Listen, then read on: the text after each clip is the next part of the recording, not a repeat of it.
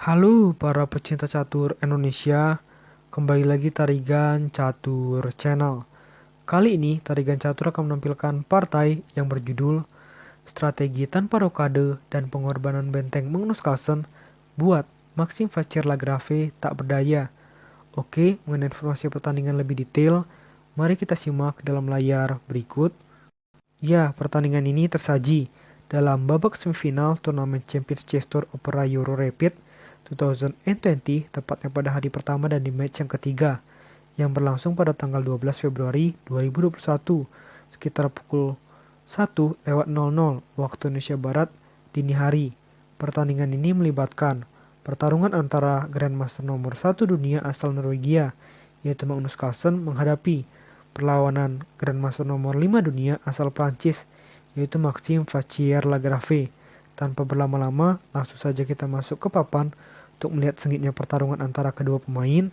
Di sini Magnus menggunakan catur bawah putih dengan rating VD 2862 menghadapi perlawanan Maxime Vachier Lagrave yang menggunakan catur bawah hitam dengan rating VD 2784.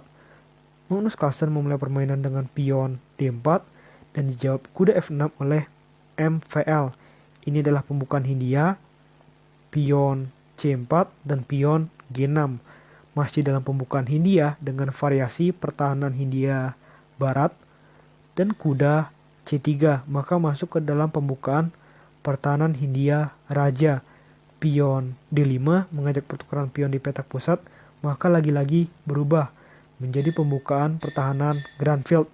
Dan biasanya jika sudah masuk ke pertahanan Grand Field, maka sudah akan sedikit ya kemungkinan untuk berubah menjadi bentuk pembukaan yang lainnya. Apa jawaban putih di sini? Dengan pion pukul pion dan kuda pukul pion di D5, maka masuk dalam variasi tukar, masih dalam pembukaan pertahanan Grand Field. Pion ancam kuda, kuda pukul kuda, dan pion pukul kuda.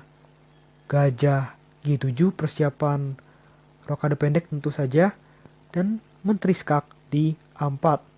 Menteri menutup, menteri pukul menteri di D7 dengan tempo skak, dan gajah pukul menteri.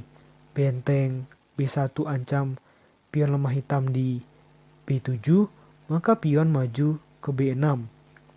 Pion F4 membuat trio pion ya di petak atau di lajur D, E, dan F yang ada di baris 4, yang membuat putih sepenuhnya mendominasi petak pusat walaupun pertahanan sayap raja dari Magnus Carlsen menjadi lemah. Pion C5 akan sangat berbahaya jika putih melakukan langkah pion pukul pion, maka ada gajah pukul pion skak. Misalkan raja berpindah, maka pion pukul pion. Di dalam situasi seperti ini jelas MVL lebih unggul, tepatnya unggul satu pion. Kita kembali. Oleh karena itu, balasan yang terbaik di sini adalah dengan kuda menuju F3. Gajah C6 mengancam pion, gajah D3 melindungi pion, kuda D7, dan raja E2. Ini langkah yang sangat bagus dari seorang Magnus Carlsen, walaupun kita lihat ini mengandung banyak resiko, karena strategi tanpa rokade itu membutuhkan kejelian tingkat tinggi ya dalam menjalankannya. Namun kita lihat bahwa dari pertahanan sayap raja, Magnus Carlsen memang sangat terbuka. Oleh karena itu, langkah tanpa rokade memang yang terbaik di situasi papan seperti ini, agar benteng putih yang ada di lajur H1 secepatnya bisa aktif. Pion E6 dan gajah E3.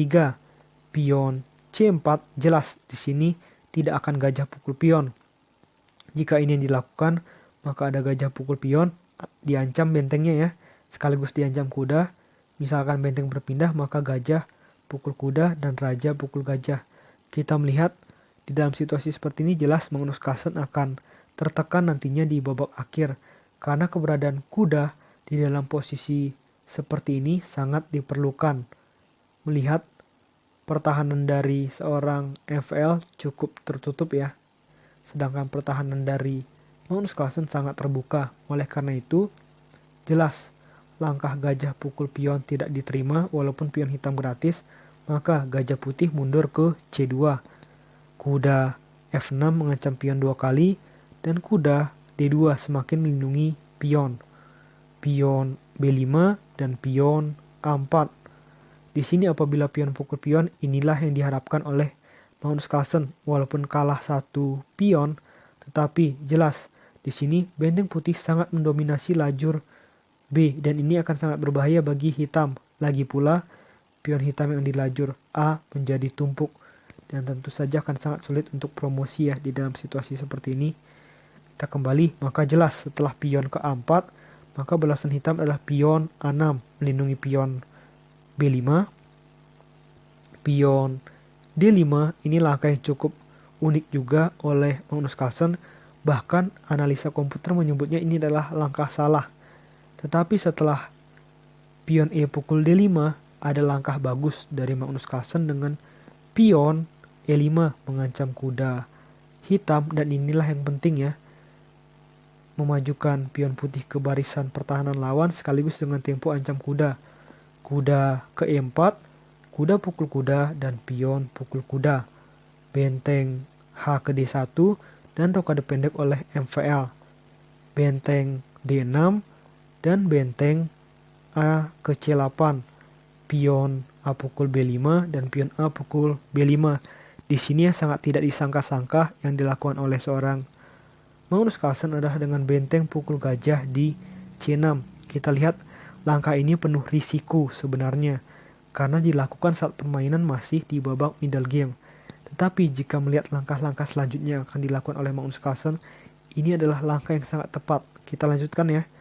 Di sini benteng pukul benteng jelas tentu saja, dan putih punya langkah gajah pukul pion dengan tempo ancam benteng hitam. Benteng pindah ke A6 jelas, dan benteng pukul pion lagi.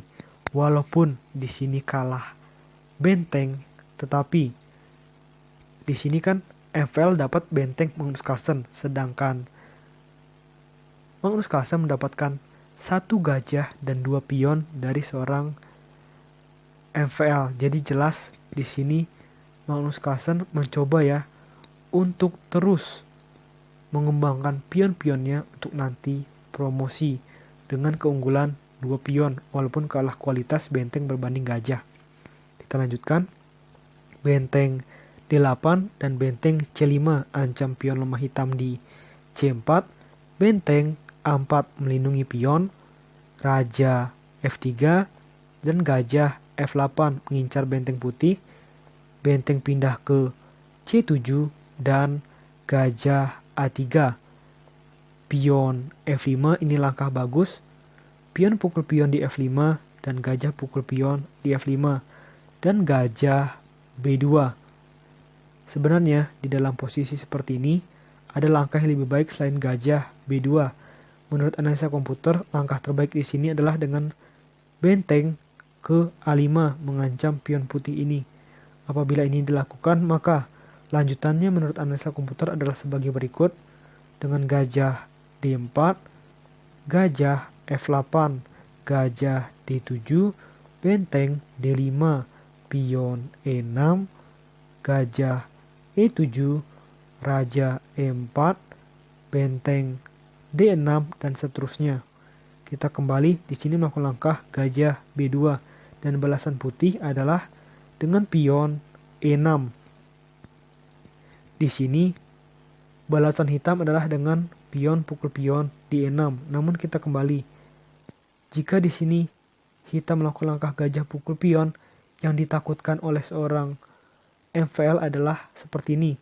Pion pukul pion skak. Apabila raja berpindah ke sini maka gajah pukul pion. Apabila raja berpindah ke sini, jelas ya, di sini posisi raja hitam menjadi terkekang dan gajah ini akan siap untuk mengancam di petak diagonal A1 sampai H8. Jika raja berpindah ke sini pun bisa cukup berbahaya ya. Walaupun untuk sementara ini masih aman, tapi cukup berbahaya karena bisa dengan gajah pukul pion. Misalkan raja pukul gajah, maka ada pion merangsek ya dengan berubah menjadi menteri, dan ada tempo skak pula, maka jelas putih akan menang mudah. Oleh karena itu, di sini wajib ya, dengan pion pukul pion di E6 dan gajah pukul pion skak. Raja pindah ke H8 dan lagi-lagi ini adalah langkah paksaan dari seorang Magnus Carlsen dan juga mungkin the winning solution ya. Dengan gajah skak di D4, raja hitam sudah tidak bisa kemana-mana dan jelas di sini harus ya dilakukan dengan benteng pukul gajah di D4 dan pion pukul benteng di D4. Gajah pukul pion di D4 dan gajah ke F5. Tujuannya adalah mengancam 2 kali pion lemah hitam di H7. Benteng A7 tidak ada cara lainnya yang dapat dilakukan oleh hitam selain benteng ke A7 untuk mengajak pertukaran benteng. Dan apa yang dilakukan oleh Magnus Carlsen sini ternyata tidak diterima pertukaran benteng tersebut dan memilih benteng pukul pion di C4 dengan tempo ancam gajah. Kita lihat 2 pion berbanding 1 pion dari MVL dan secara perwira sama. Jadi di sini Magnus Carlsen memang berpotensi banget untuk menang ya. Gajah F6 dan pion H4. Raja G7 dan raja G4. Gajah ke E7 dan raja H5. Benteng A5 mencoba memberikan pin ya terhadap gajah putih dan gampang saja bagi putih dengan pion G4 melindungi gajah, benteng ke A7 dan benteng ke C6. Gajah F8, pion G5, benteng B7 dan gajah kembali ke C2. Gajah B4 dan raja G4, gajah D2 dan benteng H6, raja G8 dan di sini benteng ke D6, gajah C1, gajah E4 ancam benteng hitam dan benteng pindah ke C7. Sayangnya ini adalah langkah yang blunder dan mungkin ini salah satu penyebab kenapa MVL kalah lebih cepat. Kita kembali, di sini langkah terbaik yang ditawarkan oleh analisa komputer adalah dengan benteng menuju B4. Apabila ini dilakukan, maka menurut analisa komputer lanjutannya seperti ini dengan raja F5, benteng skak di B5, raja terus maju ke E6, benteng B8, gajah D3, benteng E8 skak, raja F5, raja H8, benteng D7, gajah B2, gajah E4, gajah G7, gajah F4 dan seterusnya. Kita lihat ini mungkin ya, masih mungkin draw ya. Karena pion hitam juga akan terus disiplin ada di petak H7 sebagai pelindung raja. Maka jelas di sini mungkin kemungkinan besar draw. Tapi sayangnya yang dilakukan adalah benteng C7 yang merupakan malapetaka buat pertahanan MVL. Putih menjawab dengan benteng skak di D8 dan di sini jawaban dari hitam adalah dengan raja ke F7 setelah gajah pukul pion di H7. Maka tepat dalam posisi seperti ini hitam memutuskan untuk resign dari permainan ini karena kalah 2 pion bebas yang akan segera promosi memang akan sangat sulit bagi MVL. Oleh karena itu memutuskan untuk menyerah. Namun kita coba kembali. Kenapa ya raja tidak pindah ke sini? Mungkin di sini yang dikhawatirkan oleh seorang MVL adalah dengan pion menuju H5. Ini yang sangat dikhawatirkan ya. Karena melangkahkan pion ke petak H6 pun akan sia-sia karena bisa ada pion ke G6. Jadi memang segalanya sangat sulit bagi seorang MVL. Apapun langkahnya akan kalah. Walaupun di sini kelihatannya langkahnya agak lucu ya, dengan raja ke F7. Justru menjauhi pion yang akan dipukul oleh gajah. Ya, ini merupakan laga yang sangat bagus dari Magnus Carlsen. Di sini, dalam situasi ini, admin Tarigan Catur belum menonton atau menyaksikan ya partai dari round 4. Tetapi hanya dengan partai dari round 1, round 2, round 3 sekalipun, Magnus Carlsen sudah memastikan meraih kemenangan di hari ini karena menang di laga pertama dan di laga ketiga, sedangkan di laga kedua hasilnya adalah draw, sehingga skor sampai hari ketiga adalah, atau sampai match ketiga ya, maksudnya adalah 2-0 dan 2,5 dan setengah.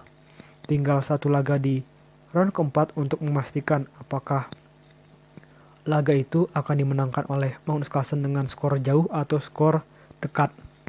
Oke, menurut Tarigan Catur, video kali ini cukup.